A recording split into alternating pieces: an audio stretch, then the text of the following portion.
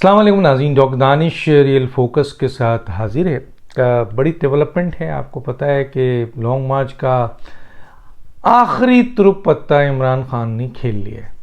میں P T I کے چند لوگوں سے بات کر رہا تھا جو بہت ہی اہم ہیں، سیاسی بھی ہیں۔ عمران خان صاحب تو اتنے سیاسی ہیں نہیں، بہرحال پی ٹی آئی کے لیڈر ہیں، چیئرمین ہیں، تو ان سیاسی لیڈروں کا یہ خیال تھا، ایک کا نہیں تقریباً 4 کے 4 کا یہ خیال تھا کہ عمران خان نے لانگ مارچ کا ترپ پتہ جو ان کا تھا اس کو کھیل کے بہت بڑی غلطی کی ہے، اور ابھی جو لاہور اور شادرہ شاید کوئی جگہ ہے، وہاں پر جو 2 لانگ مارچ کی کال دی تھی عوام میں، وہاں پہ وہ رسپانس نہیں ملا جو کہ جلسے اور جلوس میں مل رہا تھا اور جلسوں میں مل رہا تھا، اور یہ تاثر آ رہا تھا کہ عمران خان صاحب جب لانگ مارچ کی کال دیں گے، اور وہ بھی پنجاب سے جہاں ان کی بقول ان کی مقبولیت بہت زیادہ بڑھ گئی ہے، تو ایک سمندر نکل آئے گا عوام کا۔ لیکن ہوا کیا؟ انہوں نے تو کہا کہ بہت بڑی غلطی کی ہے، اور دونوں دن میں جو لوگ نکلے ہیں اس کے لحاظ سے پارٹی کے اندر بڑی ڈویژن ہے کہ یہ فیصلہ صحیح نہیں ہے اور عوام نکلی نہیں ہے۔ جیسے میں نے کہا تھا کہ لاہور کی آبادی جو ہے وہ 11.13 ملین ہے اکارڈنگ ٹو دا سینسس 2017 میں جو سینسس ہوا تھا اس کے لحاظ سے، اور 2022 کا اگر سینسس ہوتا اگر آج، تو اس میں آبادی بڑھ چکی ہے، کیونکہ بڑھتی آبادی تو تقریباً 15.14 سم تھنگ جو ہے نا اس کی آبادی ہوتی۔ اس آبادی کے لحاظ سے عمران خان کے پہلے دن کے لبرٹی چوک پہ جو لوگ جمع ہوئے ہیں ان کی تعداد ایک نہیں کئی اداروں کی تعداد کو اگر میں ایک کر لوں تو ایوریج بنتا ہے 4000 سے 6000، اور اس کے بعد کیا ہوا؟ پھر وہ چلے گئے سب گھر، اور آپ نے دیکھا کہ اس میں لڑائی بھی ہوئی، جھگڑے بھی ہوئے آپس میں، مثلا بحث و مباحثہ بھی ہوا، ایک دوسرے کو دھکے بھی دیے گئے، اور آج اس کی زیادہ رپورٹنگ آئی ہے کہ ان کے درمیان خود ان کے اپنے لوگ بتا رہے ہیں کہ اس بات پر بہت ناراضگی ہے کہ پنجاب میں اور خاص طور پہ لاہور میں جہاں عمران خان صاحب نے ابھی سیٹیں جیتی ہیں، ایک تاثر تھا کہ بہت بڑی تعداد پی ٹی آئی کے لوگوں کے نکلی تھی، مایوس کن تھا۔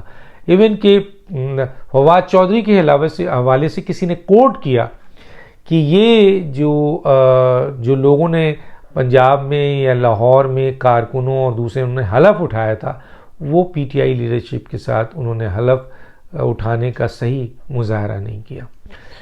اور اس کی کیا وجوہات ہے، میں آگے چل کے آپ کو ایک بات بتاؤں گا جو اصل وجوہات ہے۔ دیکھیں، سیاسی لڑائی تو چلتی رہتی ہے، فی الحال یہ ماننے کو تیار ہیں یہ سارے لوگ، جو چند لوگ ہیں جو سلجھے ہوئے لوگ ہیں، کہ عمران خان نے یہ جو لانگ مارچ کی کال دے دی، وہ لانگ مارچ کی کال ان کا آخری ترپ پتہ تھا، اور اب لانگ مارچ دونوں ناکام ہو گئے۔ مثلا دیکھیں نا، 7 بجے آپ نے شادرہ پہ جو شروع کیا ہے، شادرہ پہ، اس پہ جو لوگ ہیں ٹوٹل وہی لوگ ہیں جو لاہور سے گرد و نواح، کیونکہ ایک بات طے ہو رہا ہے، یہ بات بھی سامنے آ رہی ہے کہ اس جو مارچ ہے اس میں جو افرادی قوت ہے ان میں پی ٹی آئی کے ورکر سپورٹر کے ساتھ ساتھ سرکاری سپورٹ بھی اس میں شامل ہے، اور صرف لاہور کے لوگ نہیں ہیں بلکہ باہر سے آئے ہوئے لوگ بھی ہیں، جن کی تعداد، اور تماشبین بھی ہیں جن کی تعداد اگر ملا لی جائے تو کل 4000 سے 6000 تھی، آپ 6000 لے لیں، اور آج جو شادرہ میں ہوئی ہے وہ 7000 تھی۔ اور اس سلسلے میں کل ایک میٹنگ ہوئی تھی جس میں عمران خان نے اپنے ایم این ایز اور ایم پی ایس کو آئندہ ٹکٹ کے بھی ریلیٹڈ کہا کہ ٹکٹ اسی کو ملے گا جو اتنے کراؤڈ لے کر آئے گا، اور اپنے ایم این ایز اور ایم پی ایس کی بڑی کلاس لی ہے، اور بلکہ اس طرح کی لڑائی تو آپ نے سر عام دیکھا ہوگا اسد عمر کی بھی، اور آپ کے جو ان کے دوسرے لوگ ہیں، ازہر ہیں، یہ سارے لوگ ہیں۔ اچھا، چند اہم ترین لیڈر جو ہیں وہ مائنس ہے اس جو آپ کا وہ بنا ہوا ہے، اور اختلافات ہیں، اور بہت سے ان کے اپنے M N As M P S اس دن سے بدک گئے جس دن سے D G I S I اور آرمی چیف نے ایک بڑی پریس کانفرنس کی ہے. یہ پریس کانفرنس پاکستان کی تاریخ میں پہلی دفعہ ہے. ابھی میں دیکھ رہا تھا کہ وزیر اعظم بھی وہ کچھ باتیں ڈسکلوز کر رہے ہیں. وہ بتا رہے تھے کہ عمران خان نے ان کے ایک نجی جو دوست ہیں، جو کاروباری دوست ہیں، ان کے ذریعے مجھ سے رابطہ کیا تھا کہ جی DGISI کی اپوائنٹمنٹ کے سلسلے میں اور الیکشن کی ڈیٹ کے سلسلے میں آپ میرے ساتھ بیٹھیں اور بیٹھ کر ہم فیصلہ کرتے ہیں. میسج دیا تھا. ایک طرف تو کہتے ہیں کہ میں چوروں، ڈاکوؤں اور لوٹیروں کے ساتھ نہیں بیٹھ سکتا. تو اسی طرح DGISI نے کہا تھا کہ جس شخص کو آپ غدار کہتے ہیں، جس شخص کو آپ جانور کہتے ہیں، اس سے رات کے اندھیرے میں آپ چھپ کے مل کے اپنے معاملات طے کرنے کی بات کرتے ہیں. یہ DGISI نے کہا، آپ نے سنا. آج شہباز شریف یہ بات ڈسکلوز کر رہے ہیں کہ یہ شخص میرے ایک کاروباری دوست کے ذریعے مجھ تک میسج کیا کہ میں شہباز شریف کے ساتھ بیٹھنے کو تیار ہوں، جس کو یہ کہتے ہیں کہ یہ چور، ڈاکو، میں ان کے ساتھ کبھی نہیں بیٹھ سکتا. مجمع میں آپ نے یہی سنا ہوگا، ہر دفعہ انہوں نے یہ کہا، لیکن یہ میسج ان تک گیا ہوا تھا. اور شہباز شریف راضی ہوتے تو ملاقات ہو جاتی. انہوں نے ایبسولوٹلی نوٹ کہہ دیا. انہوں نے کہا کہ آرمی چیف کا اپوائنٹمنٹ آپ کا کوئی مسئلہ ہی نہیں ہے، میرا استحقاق ہے. اور دوسرا یہ ہے کہ اگر آپ کو کوئی بات، الیکشن بھی آپ کا مسئلہ نہیں ہے، وہ حکومت کا ہے، وہ ہم جب چاہیں گے کرائیں گے. ہاں، اگر میثاق معیشت یا میثاق جمہوریت پہ کوئی بات کرنا چاہتے ہیں تو پھر ہم اوپن ملنے کو تیار ہیں. ابھی یہ بات چل رہی تھی، میں نے ویلاگ کر دیا ہے. تو چنانچہ اب سوال بہت ہی امپورٹنٹ ہے، وہ یہ ہے کہ کیا وجوہات ہے کہ یہ دو جگہ پر، ایک لاہور لبرٹی پر اور ایک شاہدرہ پہ جو ہے وہ اتنی بڑی تعداد ہے. میں نے بتا دیا کہ تقریباً 1.5 کروڑ سے زیادہ آبادی ہے، لیکن آپ صرف 6,000 افراد نکال سکے، اور وہ بھی آپ کی سرکار ہے، سرکاری پوری سپورٹ ہے آپ کو. اور صرف لاہور کے نہیں، گرد و نواح کے لوگوں کو، جس طرح آج انٹیریئر منسٹر نے بتایا کہ گرد و نواح کے لوگ بھی آئے ہوئے ہوں گے، تو ان کی تعداد میں ہے تو 20 مثلا ملین ہو جاتی ہے، تقریباً 2 کروڑ. تو 2 کروڑ میں سے 7,000 یا 8,000 یا 6,000 یا ایون 10,000 بھی ہو افراد ہیں، 12,000 بھی افراد ہیں، تو بہت ہی کم ہے. یہ تو آپ کا وہ لانگ مارچ ہے جو جہاد، انقلاب اور پرخچے اڑانے کے لیے تھا کہ جناب حقیقی آزادی کے لیے. تو اس میں تو اسٹارٹ ہی تقریباً کوئی 10 لاکھ سے ہونا چاہیے تھا، جس طرح ہم سمجھ رہے تھے. تو بہرحال فلاپ کیا آپ کا یہ والا بھی. اور دوسرا جو فلاپ ہوا اور لڑائی جو ہوئی، اور اس کی بنیاد پر آپ نے فوراً جو ہے وہ 7 بجے، پتہ ہے 7 بجے تو پیک ہوتا ہے، کوئی بھی لانگ مارچ اس کا پیک ہوتا ہے. 12-1 بجے اگر آپ فرض کیجئے بند بھی کرتے اور تیسرے دن کاموکی میں آپ نے شروع کرنا ہے تو وہ کم از کم 12 بجے تک تو ہوتا. آپ 7 بجے بند کر دیا. اس کی وجہ یہ تھی کہ آپ کو اندازہ ہو گیا کہ آپ کا یہ لانگ مارچ فیل کر گیا. لانگ مارچ فیل کرنے کی وجہ میں بتا دیتا ہوں. دیکھیں ایک بات یاد رکھیے، پاکستان سیاسی طور پر پاکستان میں لوگ بٹے ہوئے ہیں. کوئی پیپلز پارٹی کا ہے، JUI کا، PMLN کا ہے، PTI کا ہے، فلاں کا ہے. یہ ٹھیک ہے، لیکن جب بات دین اسلام کی آتی ہے، جب بات نبی کریم صلی اللہ علیہ وسلم کی آتی ہے، جب بات پاکستان کی آتی ہے، اور ایون کہ جب بات پاکستان کے اہم ترین ادارے آرمی اور ISI کی آتی ہے، تو پھر ان سے زیادہ مقبول کوئی لیڈر نہیں ہے. آج بھی اور جب بھی اس عہدے پہ جو بھی رہا ہو، سب سے مقبول لیڈر پاکستان کا ابھی جو ہے وہ قمر باجوہ اور DGISI نوید انجم ہے.